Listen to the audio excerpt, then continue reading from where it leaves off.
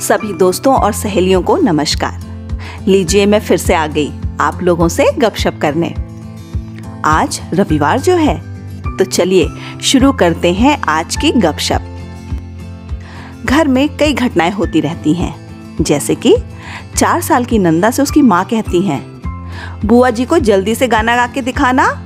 दिखाओ, अरे दिखाओ। बुआ के सामने ही माँ कहती हैं, बिल्कुल हिम्मत नहीं है इस लड़की में, ऐसे तो हमेशा ही गाती रहती है और अभी देखो। इसी तरह एक और घटना, राघव के पिता राघव से कहते हैं, ये तुम्हें कितनी बार बताया है तो भी तुम्हें याद नहीं रहता। कार्टून के सभी पात्र के नाम पहचानते हो, लेकिन 6 और 9 पहचानने में हमेशा गलती होती है। आगे जाके गणित कैसे सीखोगे बुद्धू। एक और घटना, 5 साल की सलमा खेल रही है और बिल्कुल पास में बैठी बानो शबीना की माँ से बातें करते हुए कहती है, तुम्हारी सलमा तो एकदम सांवली है, किस पर गई है? आप दोनों का रंग तो गोरा है। क्या बच्चों के साथ ऐसी घटनाएं होते हुए आपने देखा है? क्या इस तरह की बातों से बच्चों को अपमान का एहसास हुआ होगा? ऐसा आपको लगता है? शायद बच्चों के मन में आया होगा, मुझे आता नहीं है, मैं कर नहीं सकता, या मैं अच्छी नहीं दिखती। इसका मतलब मैं अच्छा नहीं हूँ या अच्छी नहीं हूँ। हालांकि बताई गई घटनाओं में बड़े लोग किसी विशिष्ट बात पर अपनी राय पर बातचीत कर रहे हैं, लेकिन बच्चा तो ये समझता है कि मैं अच्छा नहीं हूँ। इस तरह की बातचीत से बच्चों को नुकसान होता है। ये नुकसान कैसे होता है, आइए अब ये समझ लेते हैं। इस उम्र में बच्चों में एक महत्वपूर्ण विकास या बदलाव शुरू होता है। बच्चा खुद को स्वतंत्र व्यक्ति मानने लगता है। मैं कैसा हूँ, मैं कैसी हूँ, ये सोचने लगता है और लोगों की प्रतिक्रिया उसके लिए मायने रखती है। उसे ये लगता है कि क्या मैं औरों को अच्छा लगता हूँ। जब कोई सराहना करता है, प्रोत्साहन देता है, तो वो जानता है कि मैं किससे अच्छा हूँ, मुझे क्या आता है, मैं दिखने में कैसा हूँ। इसी तरह बच्चों की स्वयं के प्रति अवधारणा धीरे धीरे हर दिन के अनुभवों से, बड़े लोगों की प्रतिक्रियाओं से बनती जाती है। आपको याद ही होगा कि हर अनुभव, बड़ों की हर प्रतिक्रिया बच्चों के दिमाग के जाले में रह जाती है। बच्चे कैसे सीखते हैं, इस विषय के वीडियो में हमने इसके बारे में बात की थी।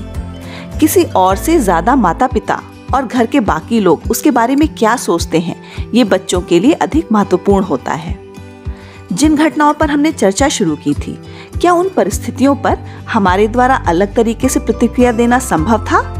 जैसे 2 बार कहने के बाद भी अगर नंदा नहीं गाना चाहती है, तो माँ समझ जाती है कि अभी वो दूसरों के सामने गाने के लिए तैयार नहीं है, और माँ कह सकती थी, तुम गाना गाओ, अगर कुछ भूल गई तो मैं तुम्हें बताऊंगी, या ठीक है अभी तुम्हारा मन नहीं है, तुम गाना चाहोगी तब बता देना।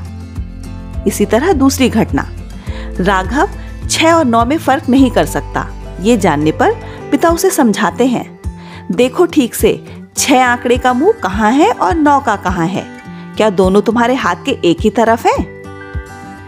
यदि इन घटनाओं में इस तरह से आचरण किया गया होता, तो बच्चों को इस अनुभव से सीखने का अवसर मिल पाता। इससे भी महत्वपूर्ण बात, इससे उनकी स्वयं के बारे में अवधारणा को सकारात्मक होने में मदद मिलती। जिन बच्चों की स्वयं की अवधारणा सकारात्मक होती है, जैसे मैं अच्छी हूँ या अच्छा हूँ, मैं कर सकता हूँ या कर सकती हूँ, मैं घर वालों को अच्छा लगता हूँ, इससे उनमें आत्मविश्वास आता है।